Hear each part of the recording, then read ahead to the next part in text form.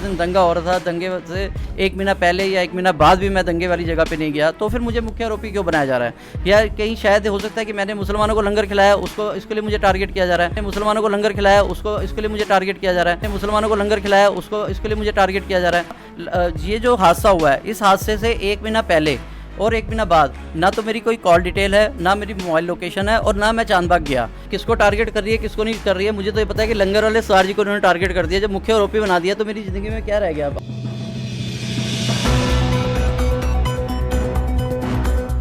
आदाब, पल-पल न्यूज़ से मैं हूं आप लोगों के साथ नदीम अकरम। आपने देश में सीए एनआरसी का प्रोटेस्ट देखा होगा। जब पार्लियामेंट में ये काला कानून पारित करवाया गया तो उसको लेकर के सड़कों पर एक एहतजाज देखने को मिला। उस एहतजाज के दौरान जो सबसे पहले तस्वीर आई एक सिख भाई की, जो नमाजियों के साथ नमाज पढ़ते हुए नज़र आए सड़कों पर, और तमाम प्रोटेस्टों में वो बने रहे, और जिस तरह से उन्हें अब निशाना बनाया जा रहा है उस पे कई सारे सवाल खड़े हो गए हैं। हमने उन्हें शाहीन बाग में लोगों के लिए लंगर बांटते हुए देखा, जिन्होंने अपने मकान को बेच दिया इसलिए कि जो महिलाएं वहां बैठी हैं उनके लिए खाने पीने का बंदोबस्त कराया जा सके, पर उनको इस इनाम की सज़ा अब प्रशासन द्वारा दी जा रही है। मैं बात कर रहा हूं डीएस बिंद्रा सर की, जो लगातार हर प्रोटेस्ट का हिस्सा रहे। अब उन पर गंभीर आरोप लगाए गए हैं, जो दिल्ली दंगे के मुख्य आरोपी के तौर पर उन्हें पेश किया जा रहा है, और इससे भी एक कदम आगे निकल करके उन पर जो हेड कांस्टेबल थे रतन लाल, की हत्या का भी आरोप लगाया गया है। डीएस बिंद्रा सर मेरे साथ मौजूद हैं और मैं उनसे जानना चाहूंगा कि किस तरीके से इन आरोपों को आप देख रहे हैं। जी, मैं पल-पल न्यूज़ का पहले तो बहुत बहुत धन्यवाद करना चाहता हूँ जिन्होंने आज इस कॉज को लिया, क्योंकि मुझे नहीं लगता कि सरकारें हमारे साथ हैं या ये तंत्र जो है हमारे साथ हो, लेकिन आप लोगों ने हमें लिया। मैं तहे दिल से आपका शुक्रिया अदा करता हूँ। देखिए भाई, हम लोग सिख धर्म में पैदा हुए हैं, और सिख धर्म की स्थापना जो है वो सिख कौम की जो स्थापना हुई थी वो लंगर के ही उससे हुई थी।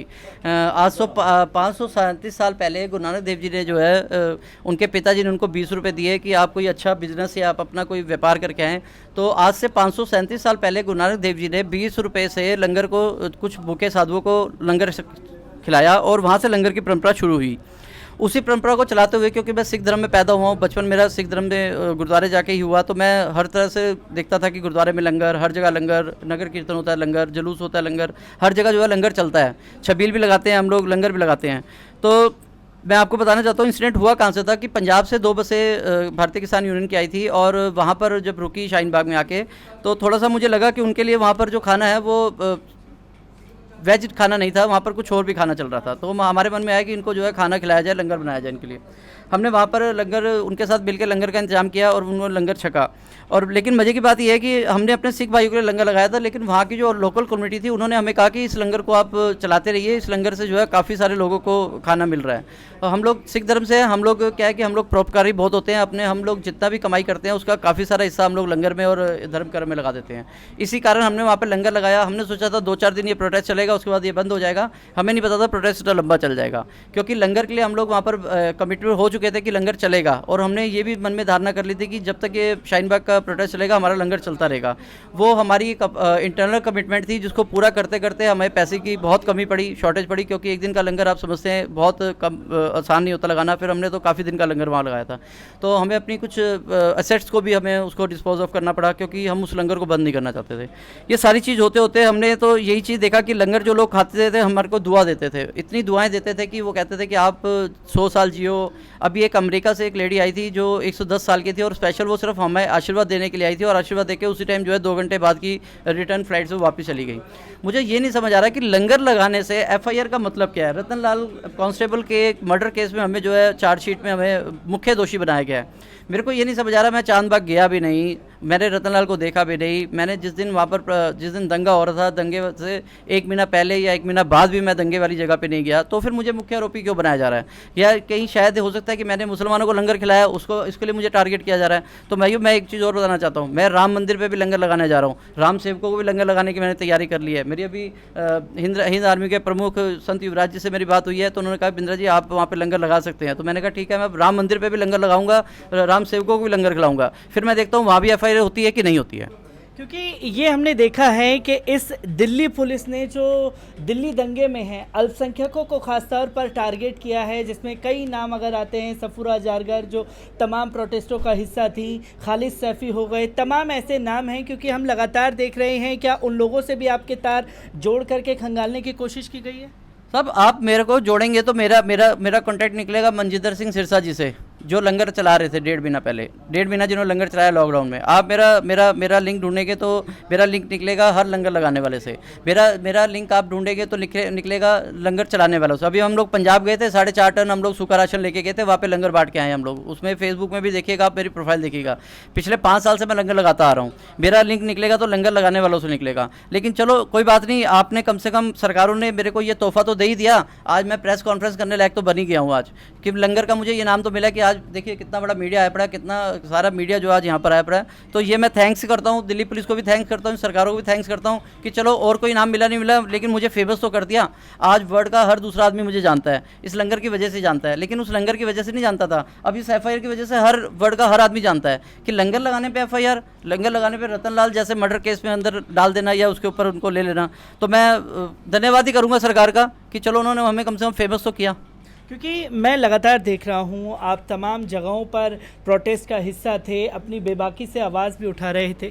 तो क्या क्या पूछताछ आपसे इन्वेस्टिगेशन के लिए बुलाया गया था क्राइम ब्रांच ने, तो क्या क्या उसमें पूछताछ की गई है आपसे? देखिए, हमें 12 तारीख को बुलाया गया था। 12 तारीख को हम लोग गए थे, स्वेच्छा से गए थे। हमें फ़ोन आया था संजय गुप्ता जी का, स्पेशल स्टाफ का। बहुत ही अच्छे इंसान है, बहुत पोलाइट, बहुत ही अच्छा नेचर है उनका, पढ़े लिखे हैं। और मैं समझता हूँ दिल्ली पुलिस के अंदर जितने भी काबिल अफसर हैं शायद दिल्ली पुलिस के अंदर हैं, बहुत अच्छा उनका व्यवहार था। तो उन्होंने हमें आग्रह किया कि आप 15 तारीख को 12 बजे आप हमारे पास आइए, हमें कुछ और पूछताछ करनी है। 2-3 क्वेश्चंस किए थे उन्होंने, तो बोले कि हमें अच्छे तरीके से ज़्यादा करनी है। मैंने कहा कोई दिक्कत नहीं, हम लोग आपकी इन्वेस्टिगेशन भी ज्वाइन करेंगे, आप हमें जहाँ बुलाएंगे वहाँ भी आएंगे, आप हमें जेल भेजेंगे हमें वो भी मंजूर है, क्योंकि हमने लंगर लगाया है और हमें पता है कि हमने परमात्मा को जहाँ हाजिर नाजिर करके लंगर लगाया, हमारा परमात्मा हमारे साथ है, हमें कोई डर नहीं है।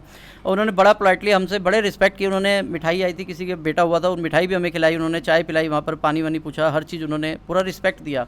और वो भी शायद अंदर से हैरान थे कि लंगर वाले के ऊपर रतनलाल का मैं चार्ज का इन्वेस्टिगेशन कर रहा हूँ, वो भी कहीं कंफ्यूज थे। लेकिन ड्यूटी ऑफिसर हैं, उनको अपनी ड्यूटी करनी है, वो अपनी ड्यूटी करें, हम लोग अपना उनका जवाब देंगे। हमें जब भी बुलाएंगे इन्वेस्टिगेशन के लिए हम लोग जाएंगे। लेकिन अभी कोरोना की वजह से हमने उनको जवाब लिखा था कि कोरोना की वजह से आपके पास पीपी किट नहीं है और आपके पास काफ़ी ग्लव्स भी नहीं है। आपने हमें जब बुलाया था तो आपने को भी कोरोना का इंतजाम वहाँ नहीं था। तो कोरोना की वजह से अभी अगर आप जब तक कोरोना नहीं खत्म होता उसके बाद अगर पूछताछ करेंगे तो हमारे लिए आसानी रहेगी। हमारे एडवोकेट है महमूद प्राचा जी, तो उन्होंने जवाब बना के दिया था, उससे वो सेटिस्फाइड है।